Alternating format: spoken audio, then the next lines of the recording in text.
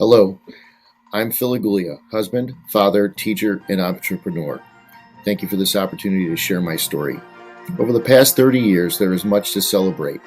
I have taught in urban, rural, and suburban school districts where I significantly grew each of the band programs in size and scope through a philosophy that anyone at any age can play an instrument, giving countless youth the opportunity to experience the joy of playing an instrument in band, even opening career pathways for them.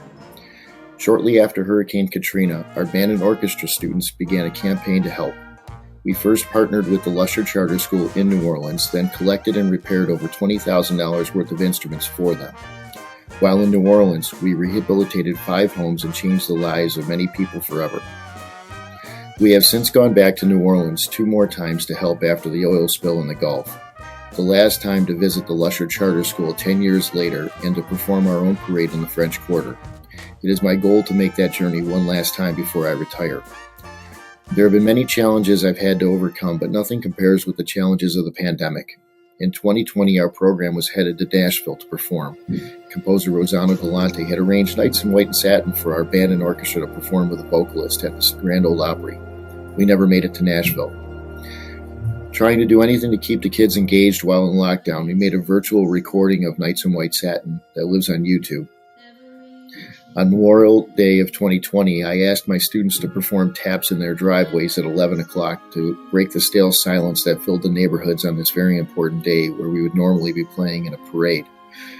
As the pandemic raged on, I started a series of Sunday concerts on my front lawn to not only keep the students engaged, but also the adults in the community.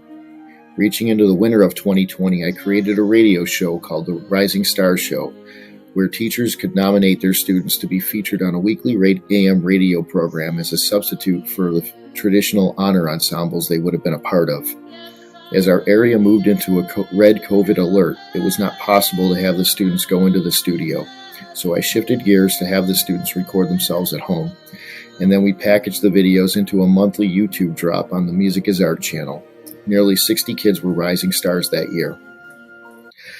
I am constantly recruiting. My program has had up to 50% high school beginners involved. My unique 6-level curriculum can take a beginning 9th grade student all the way through college material in 4 years. Everyone helps each other succeed. That's the key. I think it's hard to measure the difference one makes in the lives of others. So for this question, I will quote my former band president, Ashley Henderson. My band teacher, Phil Aguglia, completely changed my life for the better. When I entered high school, I was struggling with selective mutism, essentially meaning that I did not talk to anyone. However, this did not stop Mr. Aguglia. Anyone would have tossed aside the girl who didn't talk, but not him. He did not give up. It took 2 years of him making animal sounds at me. I'm not kidding. He mooed at me for 2 months straight one year. He switched my instrument and gave me seemingly spontaneous projects to build my confidence. I went on to be a band council president, with scholarship to music school, and I'm now a teacher. For over a decade, I have been involved with Music is Art as a board trustee and chairman. Music is Art works to inspire, ignite, and engage musicians young and old in Western New York. We have donated thousands of instruments, host instrument zoos, created summer rock camps, jazz festivals, battles of the band, scholarships, and host an annual free festival with over 100 bands and up to 20,000 attendees. In addition, I host an annual Y'all Come Summer Band rehearsal for young and old alike to come together for one night to rehearse. Recently, the Buffalo Public Schools, of which I'm a graduate, was moving to eliminate bands from some of the schools. I quickly organized a concert event with 2 Buffalo school bands, 2 suburban bands, a neuroscientist, and an expert on music scholarships, and a guest conductor. We had all the local press there, and the goal was to educate the audience and the greater community to the benefits of a quality music education.